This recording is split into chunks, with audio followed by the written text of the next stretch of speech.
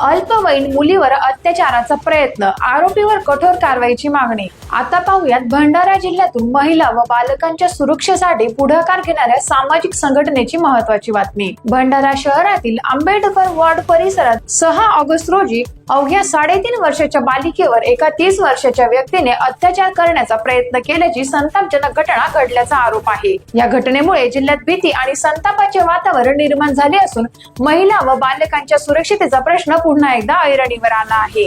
या घटनेचा निषेध करत महाराष्ट्र राज्य महिला अधिकार सामाजिक संघटनेच्या वतीने आरोपीवर पॉस्कोसह संबंधित कायद्यानुसार कठोर कारवाई करून जलदगती न्यायालयात खटला चालविण्याची मागणी करण्यात आली आहे। पीडित बालिका आणि तिच्या कुटुंबियाला संरक्षण, समुपदेशन आणि शासनाकडून सर्वतोपरी मदत देण्यात यावी अशी मागणीही निवेदनातून करण्यात आली आहे।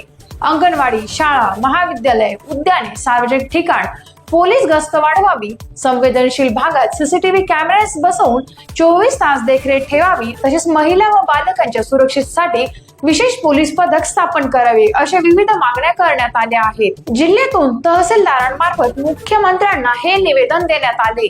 मागण्यांची अंमलबजावणी न झाल्यास आंदोलन छेडण्याचा इशारा संघटनेने दिला आहे। टाइम्स ऑफ महाराष्ट्रसाठी भंडारा जिल्हा प्रतिनिधी प्रकाश नागतोडे यांचा रिपोर्ट।